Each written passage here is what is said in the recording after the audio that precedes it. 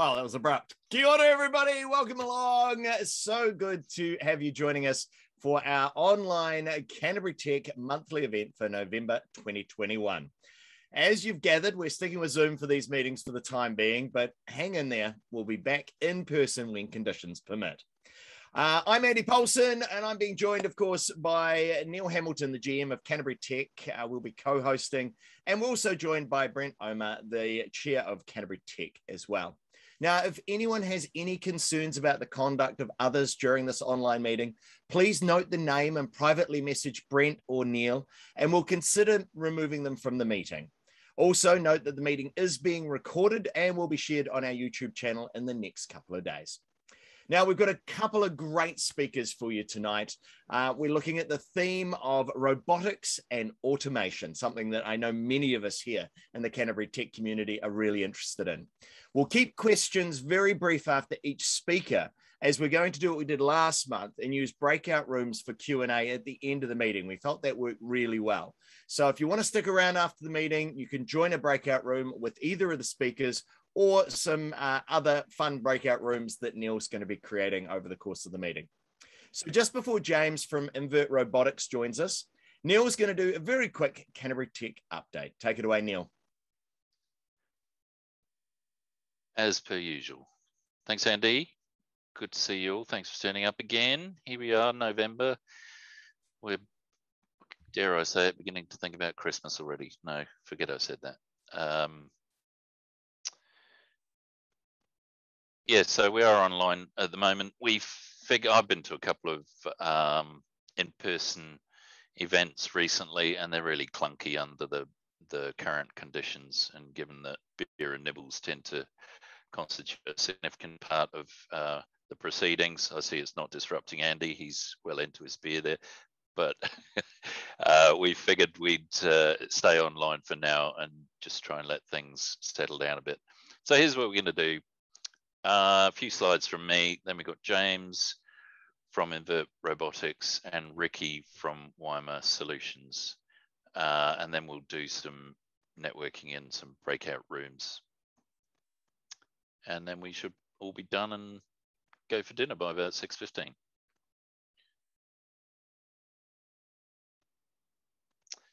Oh yes, election. This is an annual thing for Canterbury Tech. We have an elected committee of 6, I think it is. And every year, 2 people, the longest serving committee members, stand down and we hold an election. So there's quite a lot of words on this slide, but just know that it's coming up. If you're interested in participating and helping shape what we at Canterbury Tech do, keep an eye open for this.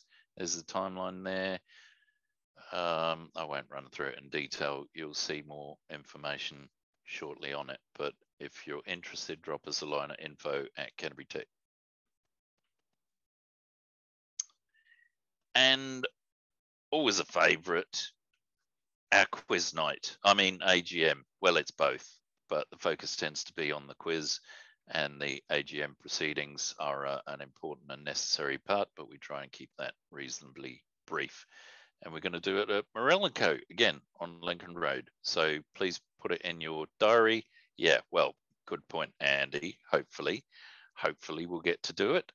We're planning for it currently. So there it is, Tuesday, the 7th of December. And the Tech Summit. So hoping that our revised date, now that we've postponed it twice, is going to work for us. There it is, 26th of January. It's the full day. The tickets have sold out, and we've got a fair number of people on our wait list.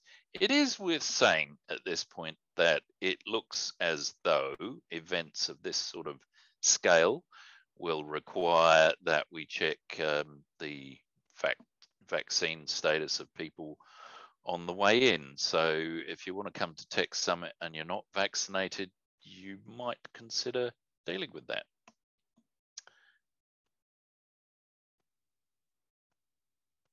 And here they are, our sponsors. We thank them for their support and sticking with us, given that we took their money a long time ago and they haven't seen a conference yet, but we hope to fix that at the end of January. Thanks for your patience, everyone. And here's a few of our speakers. We have lost a small number of our speakers for various reasons, and I'm in the process of plugging some new people in.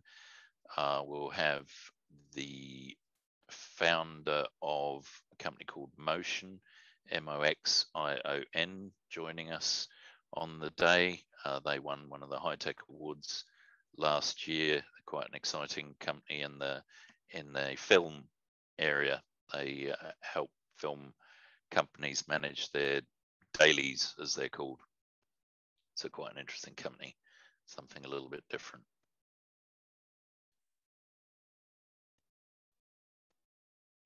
And if I go the right way, there we go, got there in the end. Since the last online meeting, we've published 2 more episodes of our epic podcast. A couple of weeks ago now, episode 6 of the current series with Anya from Red Seed, and just yesterday, Max Ferguson from Nitro Labs, and their accompanying case studies are either already up on our website or will be very shortly. So please take a look. Some pretty interesting stories there. Some other upcoming events, I'm not going to go through them in any great detail, so just pause whilst you run your eye down them.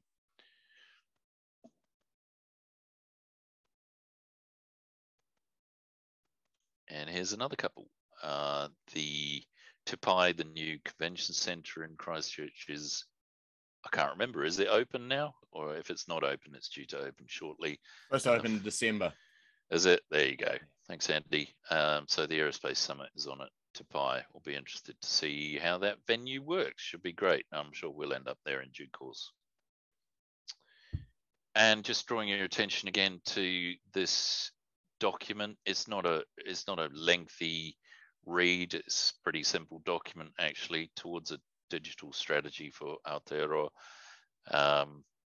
Consultation now open, and they've had some good online sessions in the last couple of weeks or so, one of which I joined. So do take a look at it. It should be of interest to all of us. Feedback closes 10th of November, so that's looming fast. And that's about all I had to say. So handing back to you, Andy.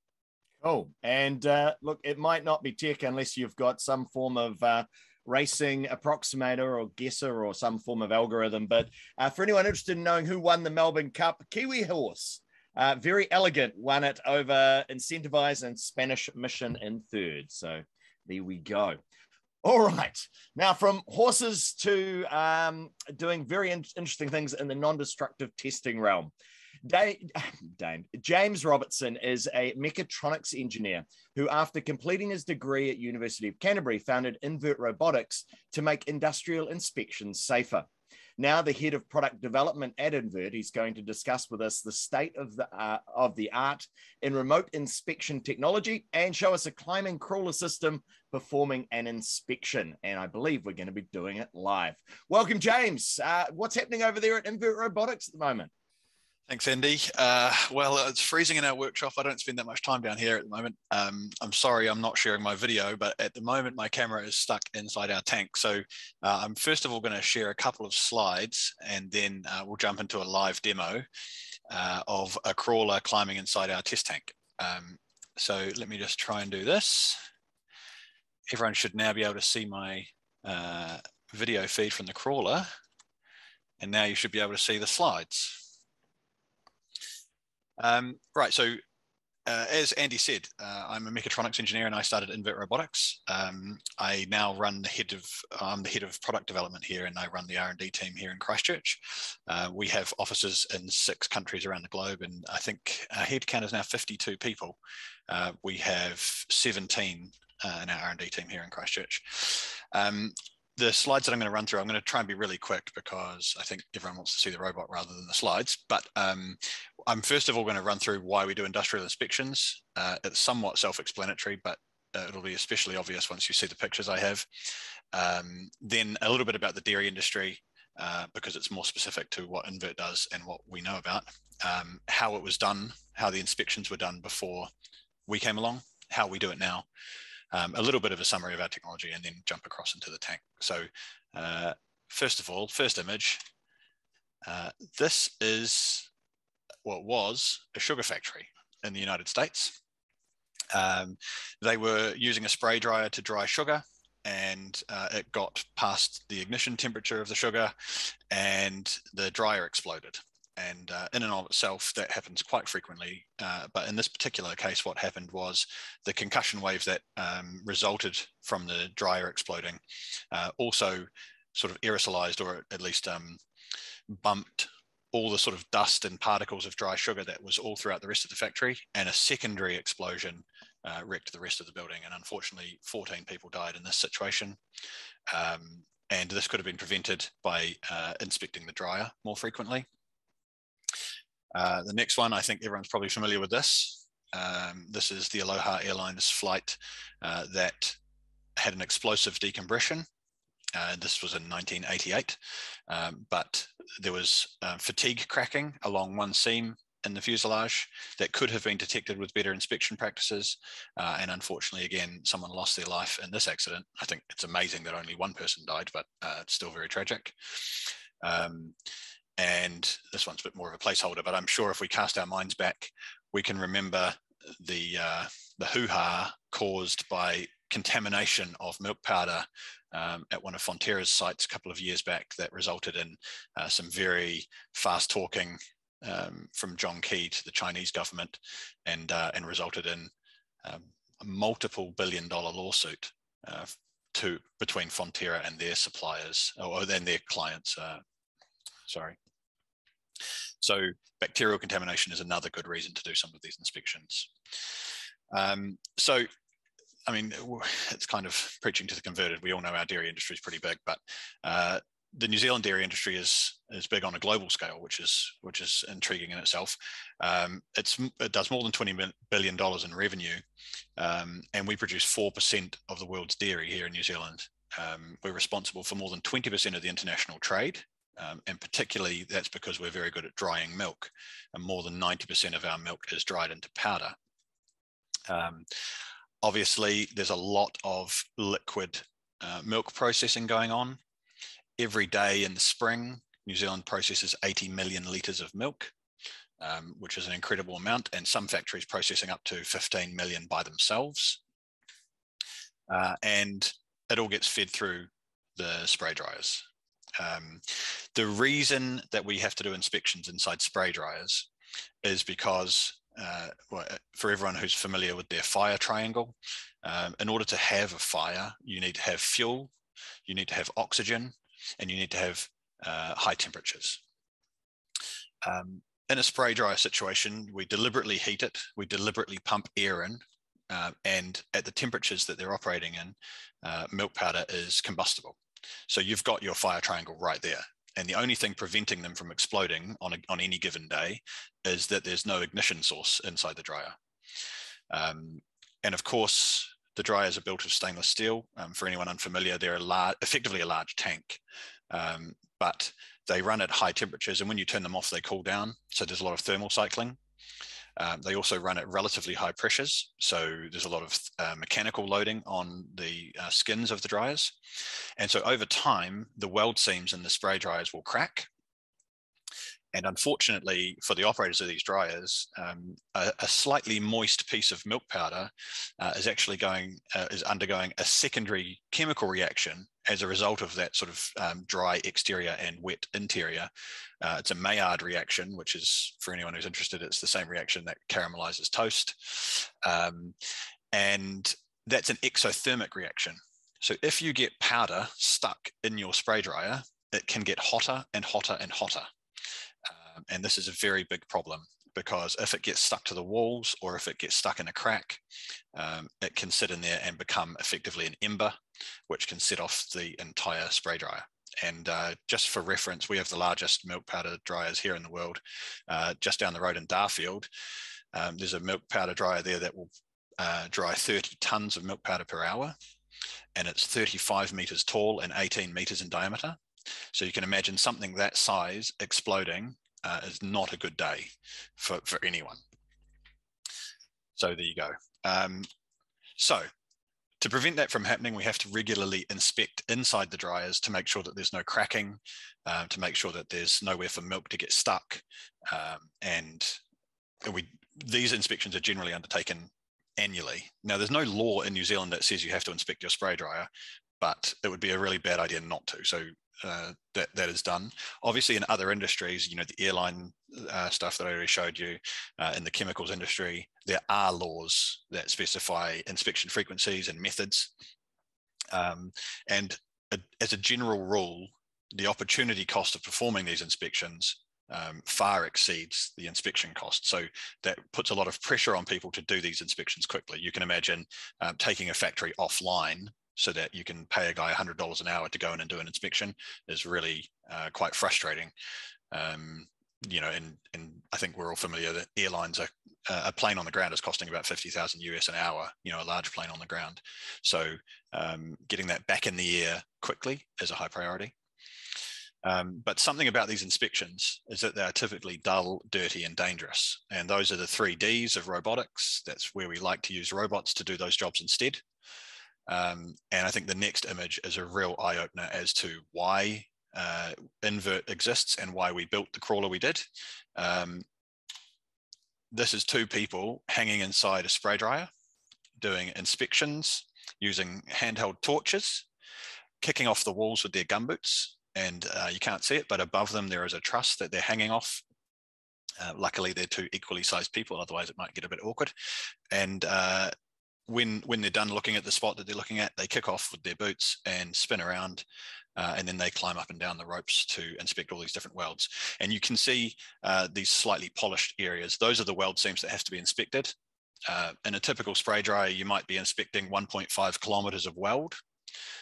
And technically speaking, these people are only supposed to be inside this vessel for 20 minutes at a spell. But I can tell you it takes 10 hours. And if they were getting in and out every 20 minutes, it's not going to take 10 hours. They're going to be offline for a long time. So, so we invented this method.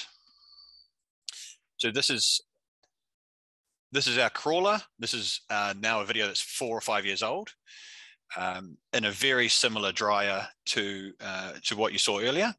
Yeah. Sorry, I don't know if I was deafening everyone there with sound. But our crawlers stick to the wall inside the spray dryer. They don't require anyone to go inside. They deliver an inspection as fast or faster than people doing them manually. And as a result, we can do inspections more frequently, or we can do inspections more consistently. So just one slide on our technology, and then I'll jump into the live demo so you can actually see it, and we'll get into that. So our crawlers are suction based. The stainless steel that's used in industry is austenitic stainless steel, so it's not magnetic. You can't use a magnet to attach to it. And for that reason, we have invented a special type of suction cup that can attach to a smooth surface and then slide whilst it's attached. Our crawlers each have 4 of these suction cups and can stay attached to the wall with just one of them being sucked on. So we have multiple redundancy when we're crawling. We carry an HD camera, 1 or more, and up to 5 kilos of other payloads. And when I say other payloads, I mean other inspection tools, for instance, laser scanners or gas monitors or surface roughness gauges, or one that's very popular is the ultrasonic thickness gauge, which can measure the remaining wall thickness of the vessel in industries where, you know, they're eroding the wall or they're potentially corroding the wall. We built pretty much all of the crawler ourselves, using sort of OEM electronics modules, and then custom PCBs and custom designed crawler elements. And we wrote all of our own firmware and software. So yeah, right from the ground up, mainly to keep costs under control when we were just bootstrapping. But nowadays, it's a real advantage being able to get right down to the nuts and bolts level of how everything works. And because everyone always asks, the system is powered and controlled via an umbilical tether, which doubles as a safety tether, because of course, if one of these things were to fall off inside someone's spray dryer and put a hole in it, they'd be quite unhappy. Right, so we're going to go to a live demo. Just before I do, I'm going to stop sharing my screen, and I'm going to start sharing my video feed. So everyone should be able to see what looks like quite a dark video feed at the moment. You can see I'm moving the camera around at the moment, and it's got lights attached to it. So there's a camera stuck inside our test tank here in Christchurch. The test tank is 7 meters tall and 4 meters in diameter. And you can see the crawler on the floor there, and I can drive it around. Just trying to get some contrast on it so you can actually see it. And as I drive it towards the wall, you can see it will climb. It's tipped up onto its back now. And so now it's facing up the wall. I'm going to share my screen again and try and share you my, my robot control. Okay, so what you're seeing now is the video feed of the top of the tank. You have to forgive me, the video feed is pretty grainy over Zoom, but I have full control of the camera system, and it has a complete sphere of movement. So I'm panning and tilting the camera, and if I'm lucky, I can find the manway door. There you go. Hi, I'm sitting right by the door. And we have another camera on the crawler as well, which is mainly for the operators to be able to see what the suction system's doing. So I've just swapped you to the camera feed underneath the crawler now. You can see the 4 suction cups. I'm not sure if you can see my mouse, but there's in the top right, left, and bottom right and left of the screen, you can see the suction cups. And when I turn the suction system on, you should see them attached to the wall.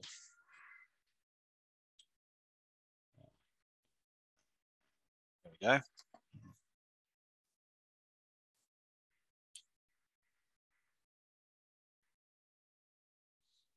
Cool, so you can see my 4 vacuum indicators on the bottom right-hand corner have gone green, and that means we're attached to the wall. And if I go back to our main camera feed, you can see that as I slowly drive the robot forward, and I'll put the tracks in view just so you can sort of see them. As I drive forward, we're going up the wall. And like I said to you, the tank is 7 meters tall. I'm just pointing back at the roof, but as you see, as I go up there, we're traveling at about 300 millimeters a second. And now I'm at the top of the tank. So from up here, we can do an inspection. Sorry, it's quite noisy. Hopefully I'm not deafening you all. But you can see I've turned onto one of these weld seams. This is a weld seam that's that has you can see a sort of a line running through it. We particularly like this tank because it's got a lot of problems. If we saw this in a dairy tank, that would be an issue. But you can see as we're traveling along, the camera feed is very sharp. It has an optical zoom, so I can zoom in and out. And that's useful for up close, but it's also very useful for when we're a long way away from something. So if I look back to the bottom of the tank, find something interesting to look at. I know that I saw a cable tie down here earlier. I can zoom in from a long way away. Oh, where did I go? I can zoom in from a long way away and still get a very clear view of what's going on inside the tank. So that's there you go, that's a cable tie from 7 meters.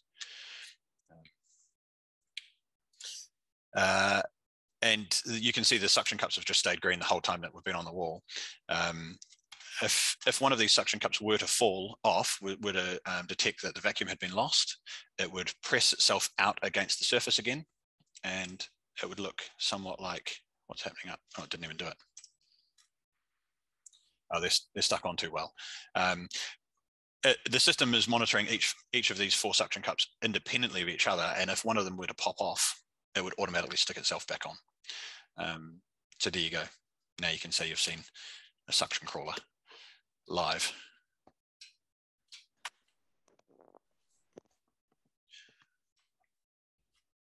Okay.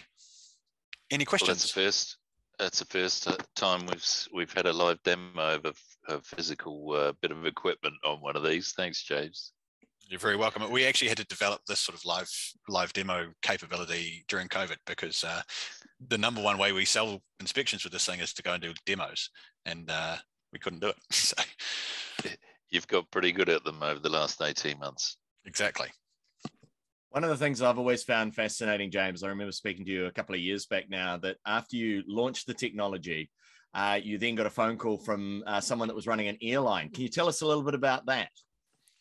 Yeah, sure. So because we have the ability to crawl on non-magnetic surfaces, and there are a lot of different types of those, namely composite materials, aluminium, the sort of the magnetic material industries being the industries using steel, the chemicals industry and that sort of thing, they've been well served for years with magnetic crawlers, but having a suction crawler is quite unique.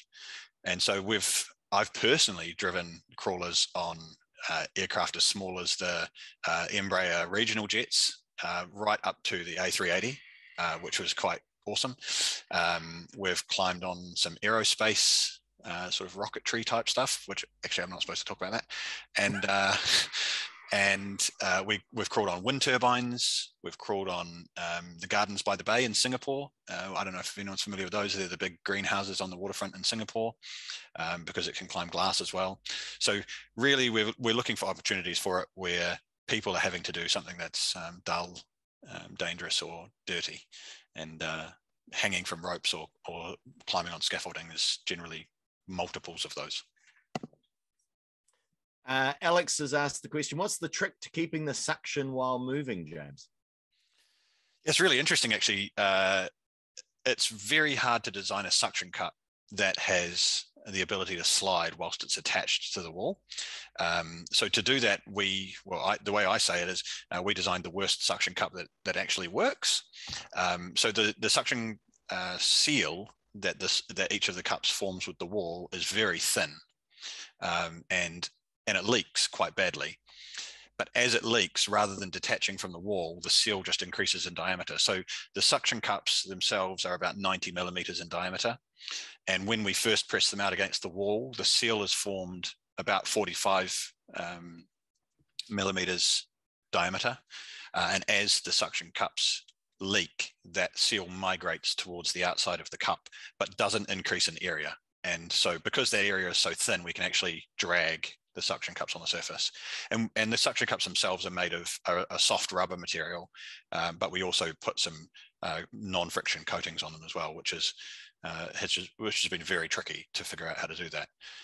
And then, I don't know if I can show you here, each of the suction cups at the moment is pulling with 5 kilos of force, and I can pull that right up. So I think each can produce 10. And so in a wet or a dusty sort of environment where we're losing some suction or we're losing grip, I can increase the amount of force that we're pulling on the wall with so that we can get more traction. That's the other half of the equation, is that the amount of traction that we have to provide from in order to drag the suction cups is a key part of it. And we've got an extreme amount of torque on this thing. Like we can tow a car with this thing. Wow. Yeah, that's cool. So James, are you able to stick around and join our Q&A breakout room? Absolutely. Okay, thank you. In that case, we'll cut the questions there and go, Andy. Cool. Thanks for All joining right. us. Well, thank you very much, James. Fascinating. I've always been an admirer of what you're doing, and so great to see the live demo. Now, Ricky Tiong is New Zealand Territory Manager for Wyma Solutions. Wyma is one of the world's leading manufacturers of post-harvest vegetable and fruit automated handling equipment. They have one of our most successful yet low-profile local engineering tech companies. Sorry, they are one of our. And they're headquartered right here in Christchurch, but with offices in Australia, the UK, and the Czech Republic. Ricky.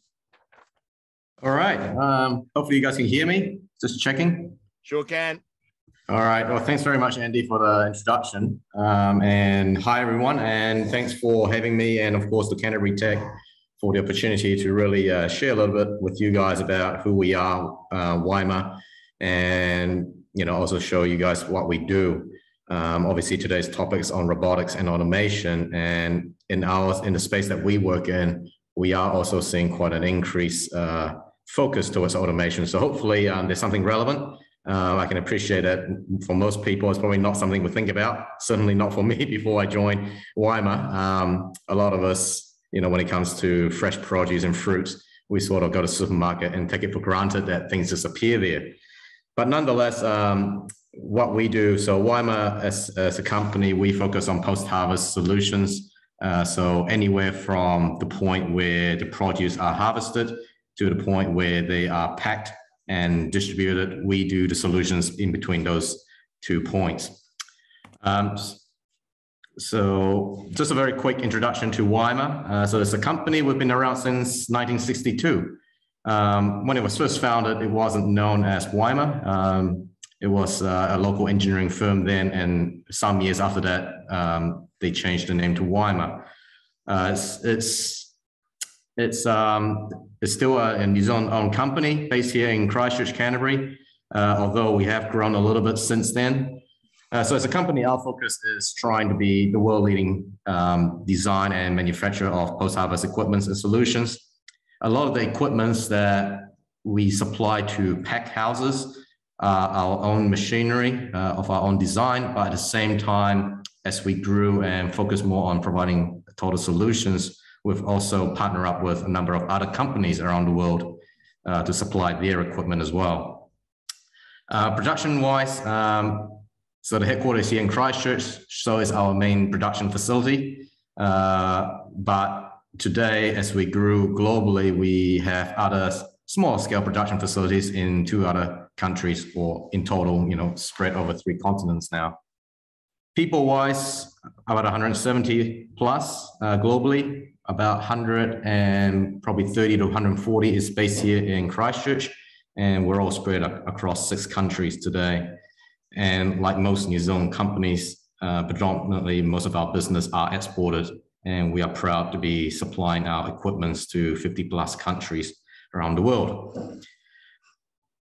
So our mission is to be the world leading, as I mentioned before, but also to create the world's leading, most innovative post-harvest handling solutions that obviously is of quality, that performs year on year. So that's our goal.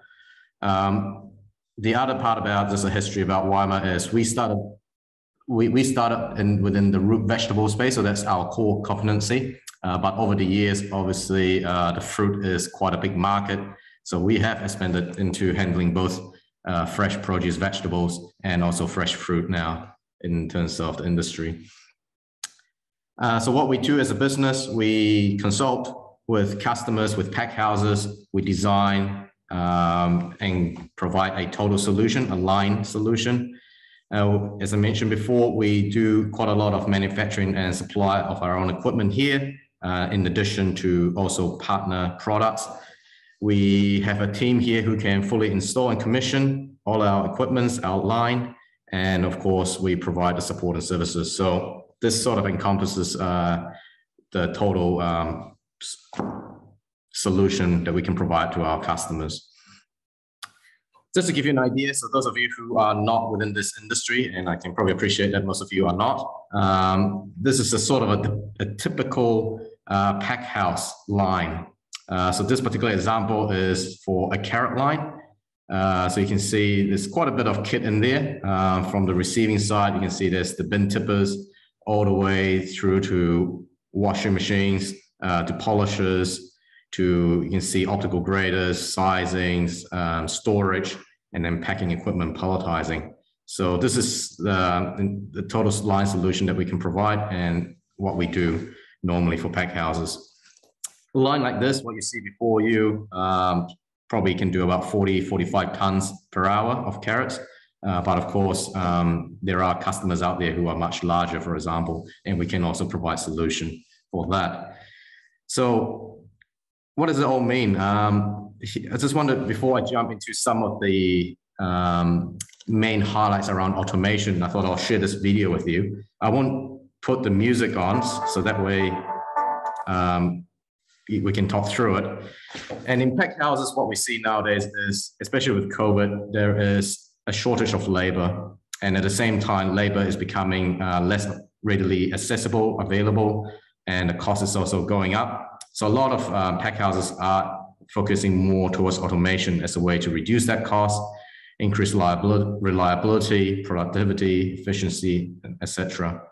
So you can see here, this is an Apple pack house, one of the projects that we've done. You can see a lot of machinery, automated machinery, ranging from bin handling on the in-feed side, taking a bin, tipping the bin onto the line, for example, or through robotics and automation. From there, just moving on a little bit. From there, obviously, it goes through a wash line, so washing the produce automatically, drying it. As you see here, also multi-head weighers. Oops, my apologies. So multi-head weighers for packaging them. So all of this are becoming more and more automated with less people involved. There are a number of pack houses now which are aiming to be a lights out operation. So basically from the point where someone brings the bin into the pack house to the point where the produce is packed, palletized, ready to go. In between there is little to no people involved. So this video sort of just highlights some of these equipments where all of these handling steps are being fairly automated nowadays.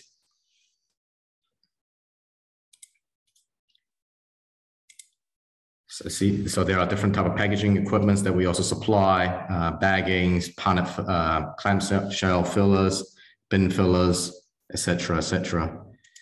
And another area that you may have seen here, palletizing. So in the industry now, especially in the last couple of years during COVID time, not a lot of people like the idea of doing palletizing. It's quite a hard, labor-intensive job, so not a lot of people want to do that. So a lot of people are turning towards automation. So what have we seen in the agricultural industry within the pack house? Some of the areas around automation is increasing health and safety. So less people, less chances of injury, for example.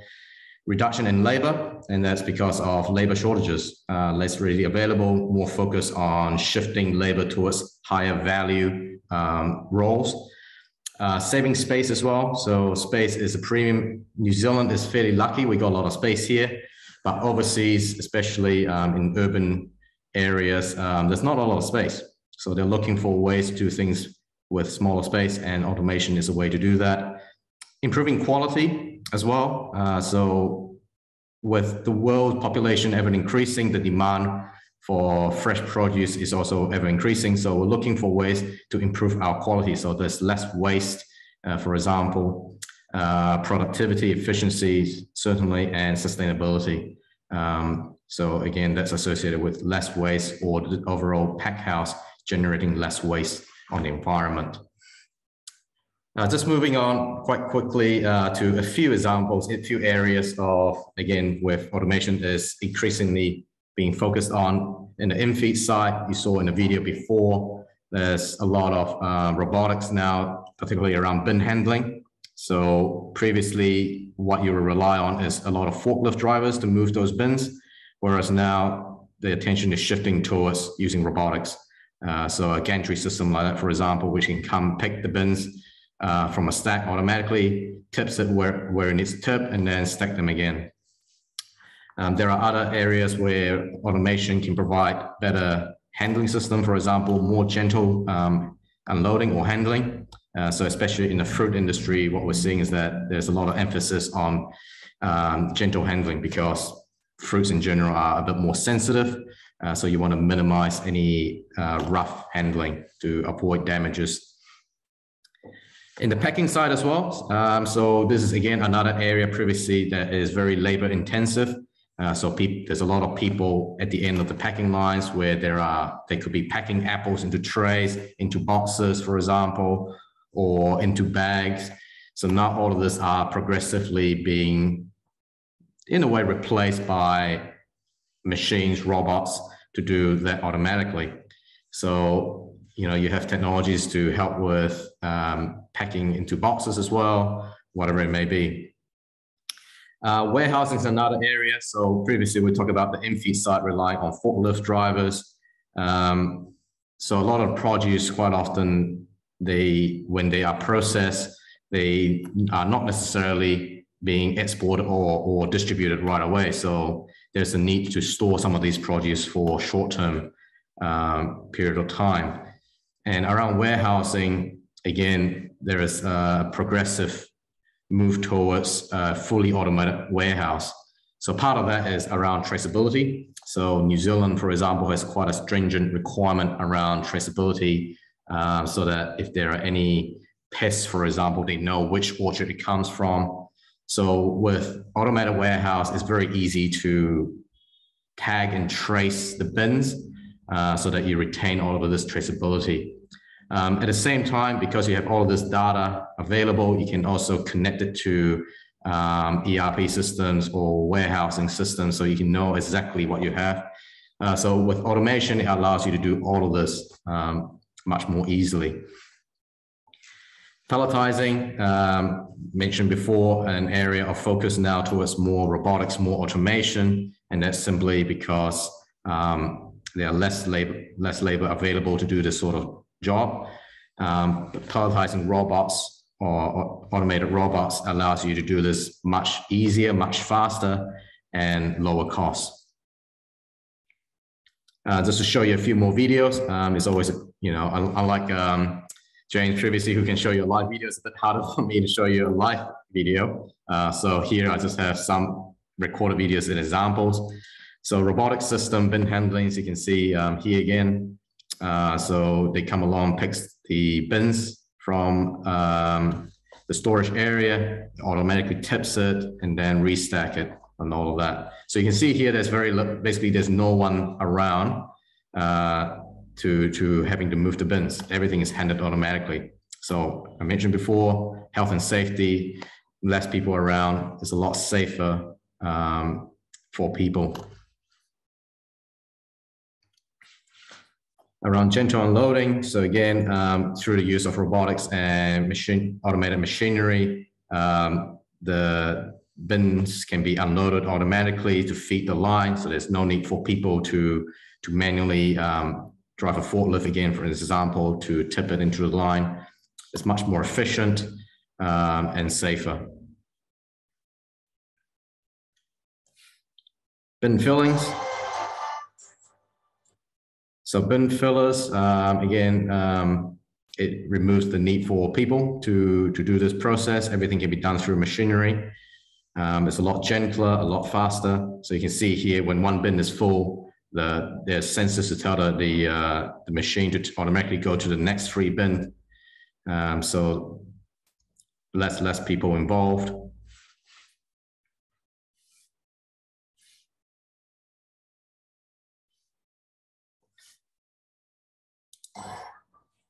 Tray packing. So right now, a lot of the Apple packhouses are still relying on people to do tray packing into cartons. So now a lot of people are focusing on developing an automated solution where you can pick up a tray, for example, and put it into boxes. So the advantage of that is, one, you eliminate the need for having a person standing at the end of the packing line just to do this one function. And number two, you can also make the process a lot gentler on the produce.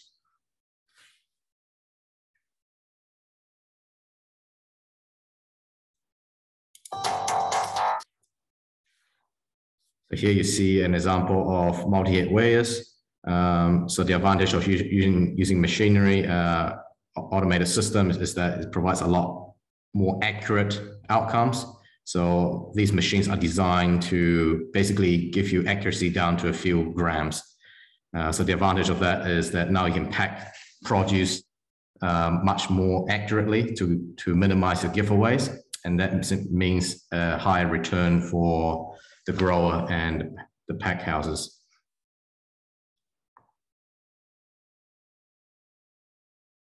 We'll move that. So here's an example of the automated warehouse. So there's an automated shuttle system which comes along and either stores the bin or can retrieve the bin. So I mentioned before, quite often pack houses will have a lot of produce which they may need to store for a short period of time. So the use of automated warehouse allows them to easily store the produce and track what they have. So this eliminates any need of manual handling and forklift drivers, etc., and at the same time provide the benefit of traceability and also connectivity to the existing warehousing systems.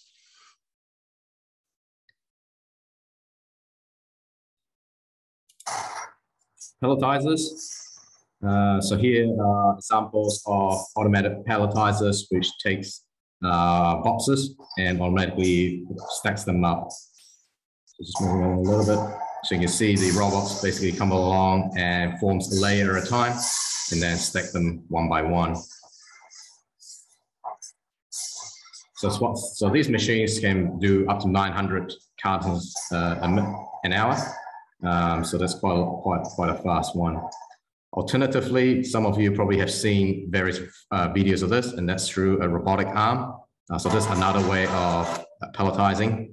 The difference is that you're using a robotic arm. The advantage of this is it provides a lot more flexibility, simply because a robotic arm gives you many more degrees of freedom movements. So you can potentially, as you see here, you can do multiple pallets at a time.